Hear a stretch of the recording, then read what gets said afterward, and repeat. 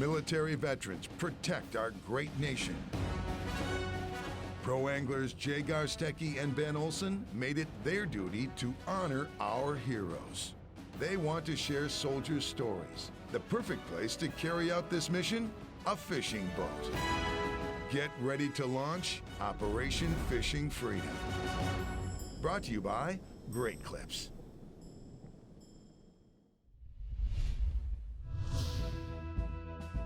Bob Bray still loves the tug of the unknown. That's a little bit bigger one. Even at 91 years old. That one's got a little tug to that's him. a nice one.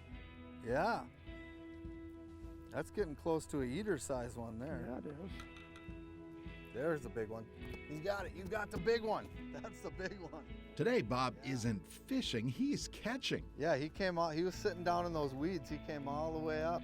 To put a guy like Bob on fish is to pay a bit of respect, especially once you understand Bob's story and the plight of fellow World War II veterans. Look at that. Yeah, that's right. Get this. 2017 U.S. Department of Veterans Affairs statistics show 16 million Americans served during World War II.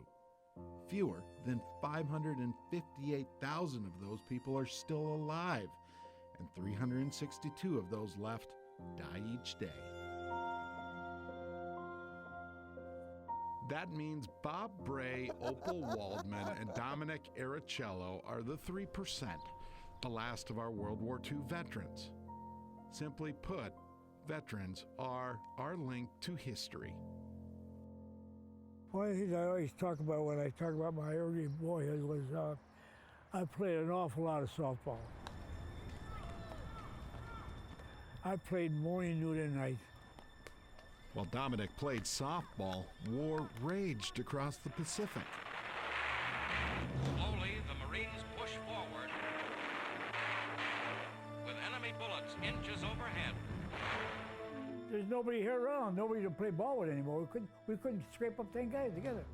They were all gone. I mean, they were either drafted or volunteered, and most of them volunteered.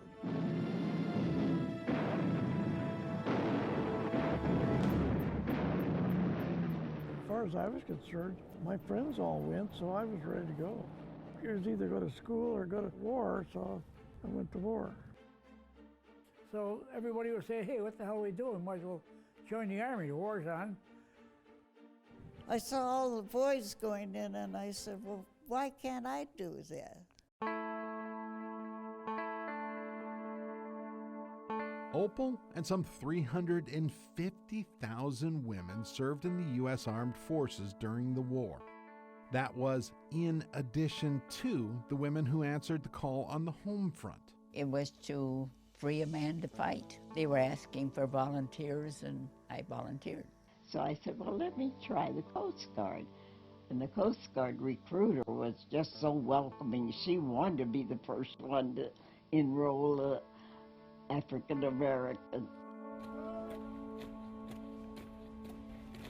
Women and men alike prepared for war. We only got the 17-week basic training.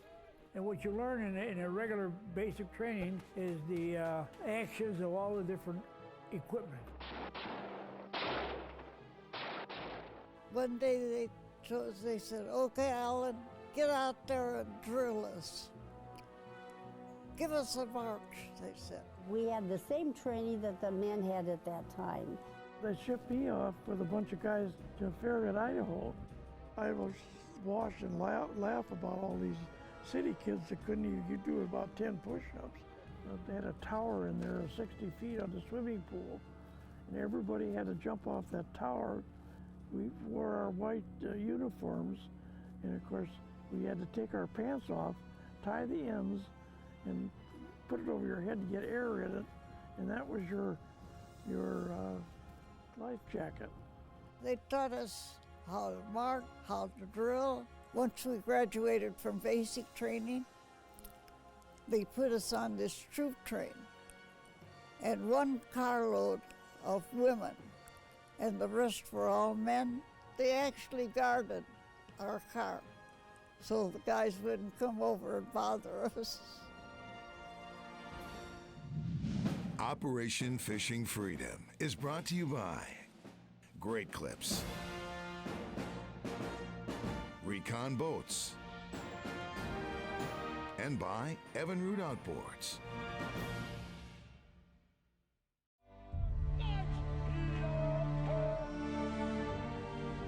Coming from an environment in a place where you are defending your country, where you are in combat,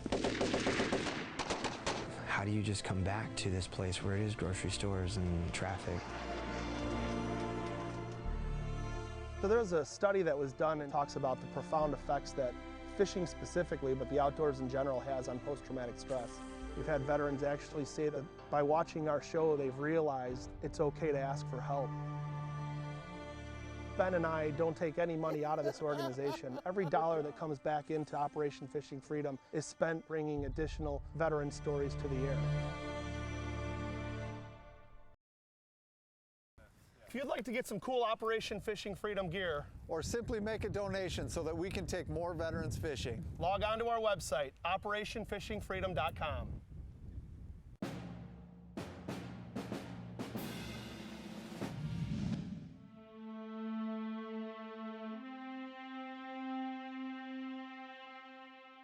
One of the saddest things was one of our neighbor boys was killed during the bombing of Pearl Harbor. December 7th, 1941, a date which will live in infamy. I saw all the boys going in and I said, well, why can't I do that? They put me on a troop train and I went all the way from there to Walla Walla, Washington. Opel moved every 6 months, stationed at 3 different locations, always in charge of medical supplies. They would have us one weekend every month go in and be the nurse for those particular troops that had come in. I didn't do x-rays or anything like that. It was strictly giving them medicine. Opel and 16 million other Americans served during World War II. While Opel took care of the troops on the home front, World War II veteran Dominic Iricello prepared for battle. And we were told to be ready instantly, and that's exactly what happened. Then we knew that this was the day. Veteran Dominic Iricello stormed the beaches in one of the world's most historic battles, D-Day, June 6, 1944. Codenamed Operation Overlord, D-Day marked the beginning of a massive Allied invasion into German-occupied Europe. The troops came in on LCVPs, where a small ramp stood between them and well-fortified German defenses. When the ram comes on and there's fighting, shooting, shells flying all over, but you wonder, what the hell, where are we here?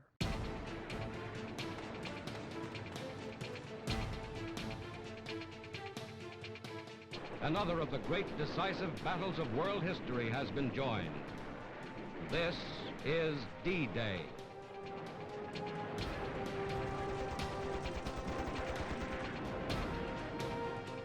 And we all ran all different directions toward the beach. And we were there for about anywhere from 4 to 8 hours.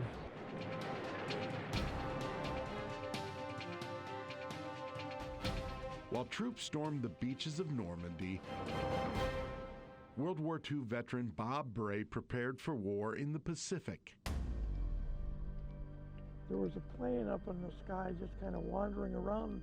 The plane turned out to be a Japanese bomber.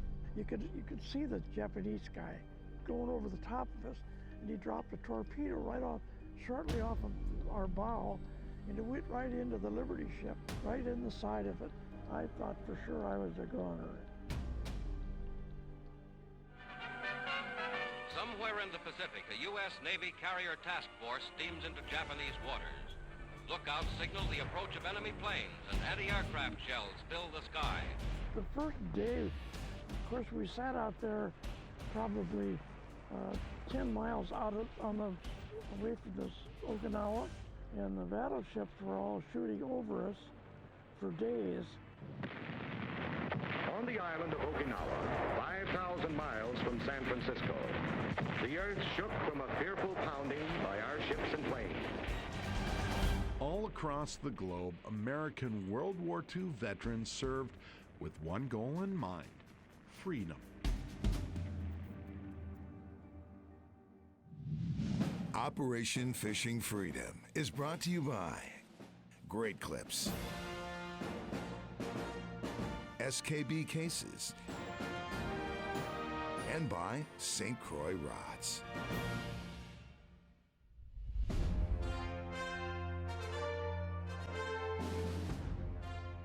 You're quite the dancer. Yeah, we did. He and I did a lot of polkas together. Opel always likes to be in the middle of the action. I just like to go where there are people enjoying themselves, you know.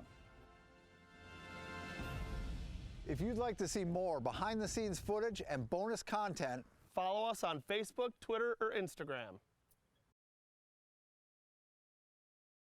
If you're a U.S. military veteran living in Illinois, Wisconsin, or Minnesota, log on to takeavetfishing.org to find an event near you.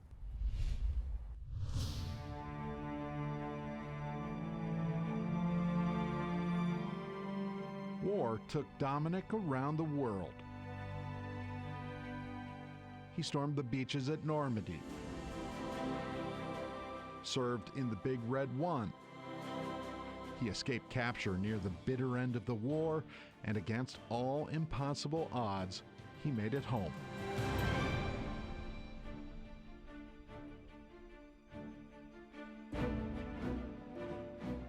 In 1945, the war ended with an atomic bomb in the Pacific. We knew something happened.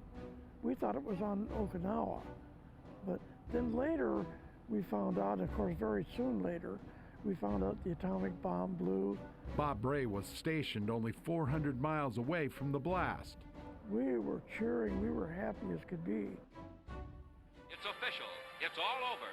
It's total victory. Bob received news he would finally head home. It would be an 8-week boat ride back to San Francisco. When we went under that Golden Gate Bridge, it was probably the happiest day of my life, yeah.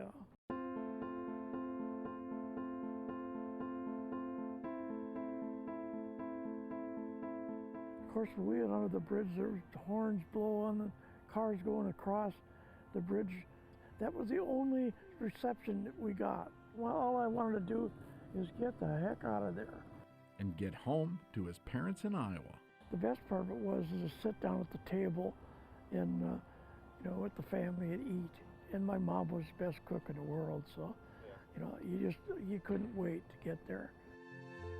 The excitement of coming home, often overshadowed by the stress of reintegrating back into civilian life.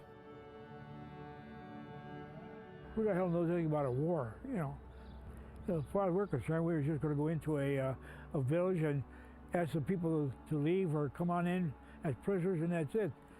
Never realizing that the bombing and shooting and mortar shot. I am really shocked that I'm talking about it. I really am.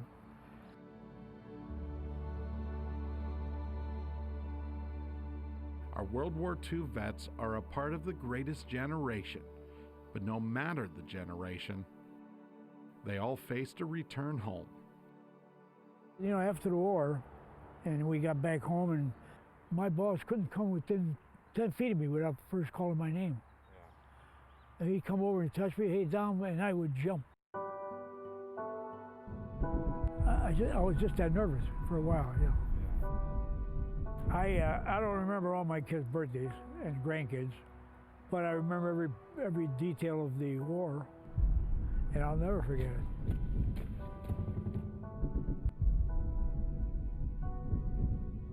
How can I forget it when you lose 23,000 GI around you? I didn't know them all, obviously, but I knew a lot of them. Every year, Dominic finds a way to remember his fallen comrades. every year for the last 73 years, I guess. No matter where I'm at, June 6th, if I'm at work or at home or anything, I would just leave for the day. And I still do it. Likewise, World War II veteran Opel Waldman found her way to pay homage and to remember. Growing up listening to my grandfather on my paternal side and then Opel, my mom's mother, talking to each other about how they both served, where they were during World War II was also, you know, it's always going to be forever in my heart. This Operation Fishing Freedom is really good, you know, just to appreciate everybody that's served our country and just, we can't say thanks enough, but we can say thanks as much as we can. So did you have fun fishing? Oh, I had such a nice day. Good. I think it's one of the best days I've had in my whole life, and thanks to you young men. You're wonderful to doing this for us. Thank you for your service, Opel, and please do it for us. Always keep dancing.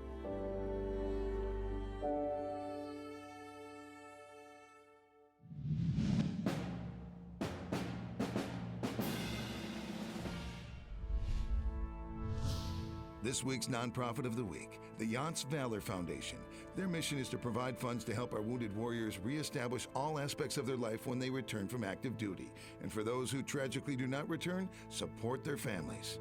Go to their website for more information.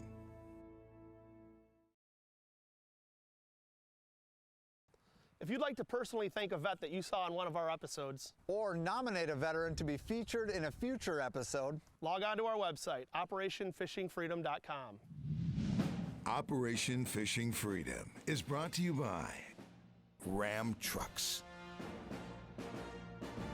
Power Pole, and by Temple Bay Lodge.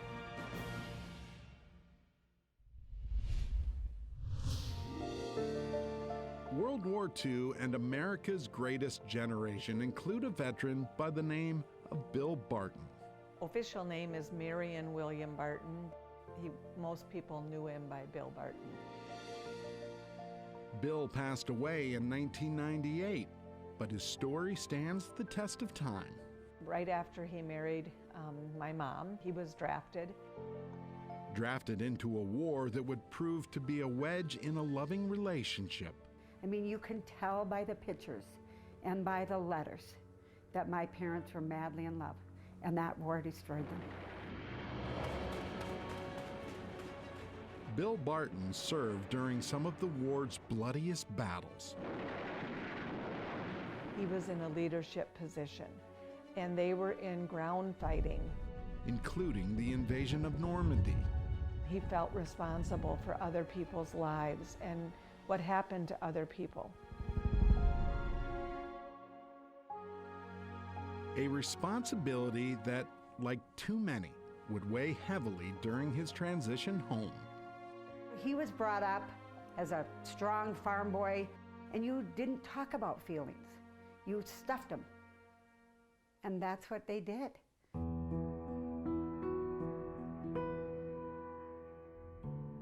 I really believe that he was tortured by the memories. He was the kind of guy that tried really hard to not demonstrate anything that was wrong, but then it would come out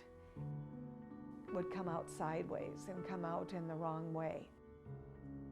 Sadly, I got to see, I think, what we now know was PTSD, and I became sort of my mother's protector. And I think that's when he really turned to alcohol to suppress some of those horrible memories that he probably had. Every generation of veterans has faced post-traumatic stress, but it would take many years before society began to understand. We knew we needed help to stop drinking. We didn't understand why he drank. You know, PTSD was never talked about. You know, my father never talked about it. I don't think he realized why he chose alcohol. I mean, I really feel that that war destroyed our family. And I firmly believe if Dad would have gotten some help, it didn't need to happen. I think now we understand that vets need some time to reacclimate to their regular lives, but we certainly didn't understand it then.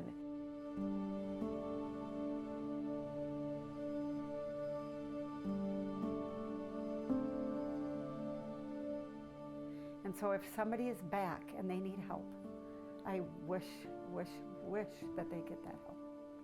There is enough help out there that if they can get it, it doesn't need to destroy their family. Every soldier returning home from war faces the challenge of reintegration. In today's culture, veteran organizations serve the sole purpose of helping vets in need. To save other families from heartbreak, Bill Barton's daughter, Rhoda Olson, and son, Ray Barton, have made it their goal to bring awareness to post-traumatic stress, including support that created Operation Fishing Freedom.